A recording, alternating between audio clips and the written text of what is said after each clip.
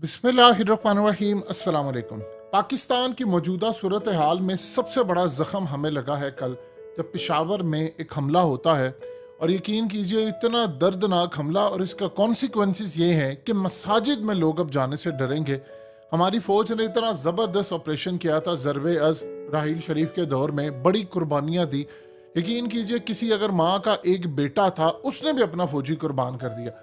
लेकिन कल जो वाक़या हुआ है ये बड़ा दर्दनाक था। असल में जब वाक़या हुआ तो उसके कुछ देर के बाद सोशल मीडिया पर एक अकाउंट से कहा गया जी हम जिम्मेदारी कबूल करते हैं। बाद में वो अकाउंट सस्पेंड हो गया और कहा तहरीक तालिबान इसकी जिम्मेदारी करती है कबूल, क्योंकि माजी के अंदर तहरीक तालिबान ने इसी तरह के हमले किए। इन्होंने हमारे फौजियों के सरों से फुटबॉल खेला, आप सब जानते हैं, बताने की ज़रूरत नहीं है कि क्या ये करते रहे, मसाजिदों में आते रहे।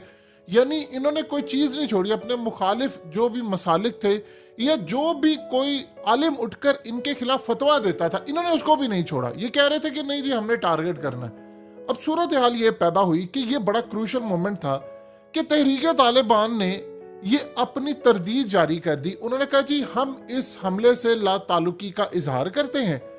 हम मसाजिद में या दीगर जगहों पर ये जो हमले होते हैं हम नहीं समझते कि इन हमलों को यानी जायज़ वो करार दे। यानी मिसाल के तौर पर वो कह रहे जी मसाजिद, मदारिस, जनाजगा और दीगर मकामात पर किसी किस्म की कार्रवाई काबिल मुआवजा जुर्म है।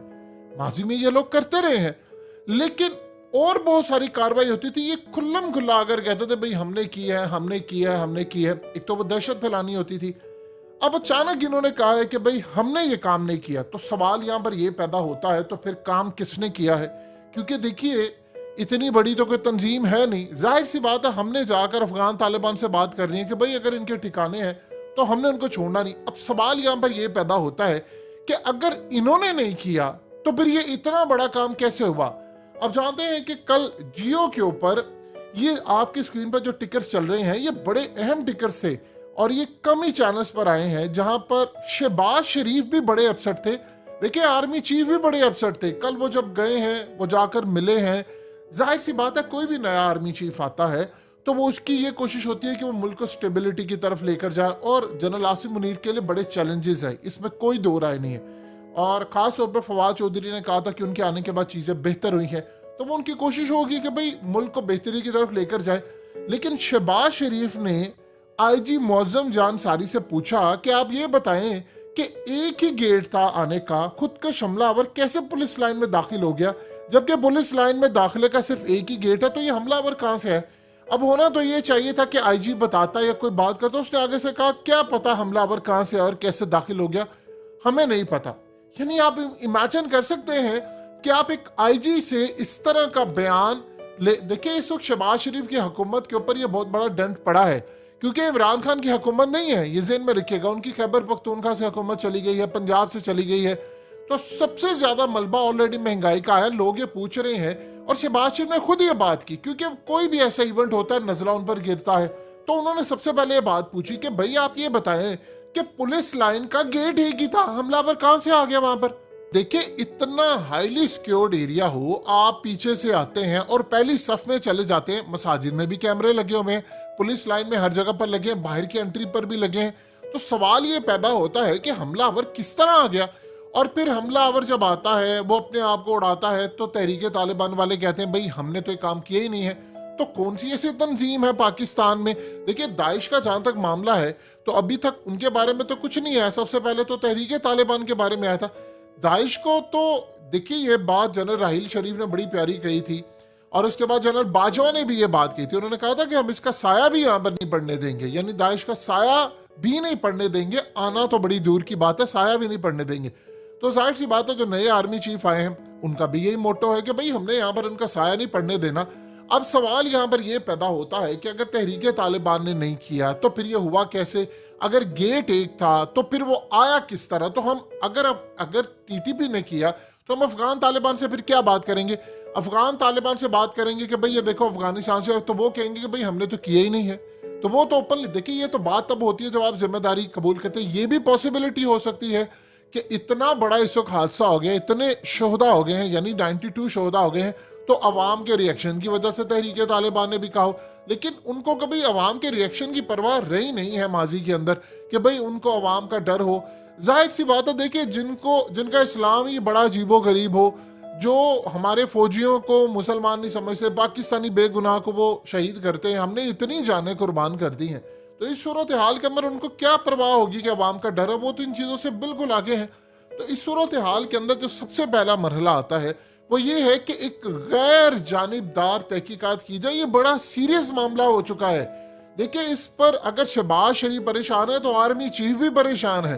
इसकी मेन वजह यह है कि अब सवालात उठ रहे हैं, जिस तरह ख्वाजा आसिफ ने कहा कि हमारी बहुत बड़ी सिक्योरिटी की नाकामी है और ये हमारा असल में मसला है। शहबाज शरीफ असल में बहुत ज्यादा इस पर शदीद नाखुश है, नाराज है।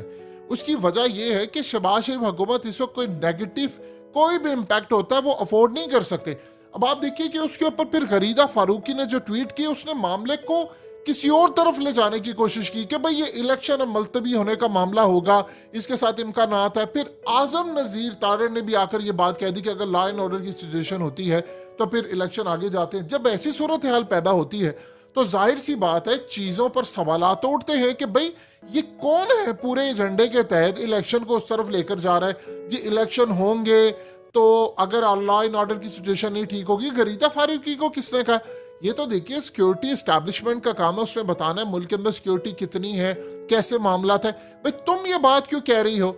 ये तो बड़ा हाईली सेंसिटिव मामला। मिसाल के तौर पर अगर ये इसकी तहकीकात होती है, उसमें हमारे इंटेलिजेंस इदारे बैठते हैं, आर्मी के बैठते हैं, फिर उसके बाद सिविल इंटेलिजेंस बैठती है या पुलिस के चीफ बैठते हैं, तो बैठकर वो देखते हैं कि भाई ये हुआ क्या, सीसीटीवी फुटेज देंगे, 2-4 रोज में रिपोर्ट आ जाए।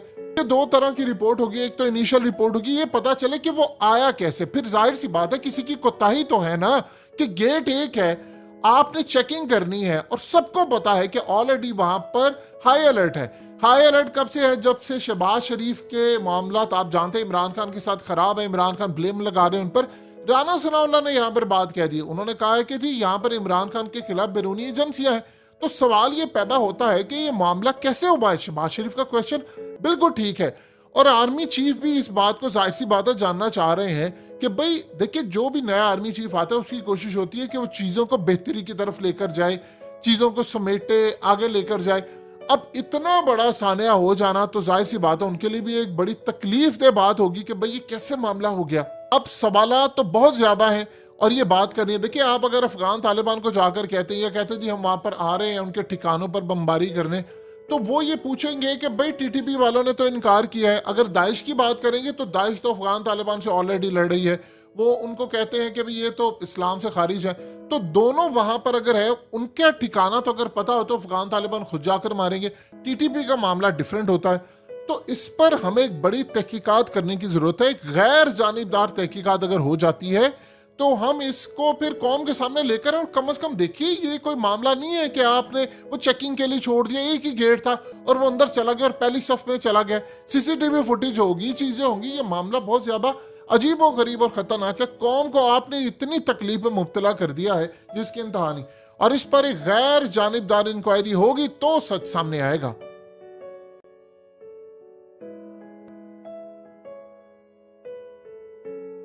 हकीकत टीवी को सब्सक्राइब करना मत भूलें, वीडियो को लाइक करें, शेयर करें और कमेंट सेक्शन में अपनी राय का इजहार जरूर करें।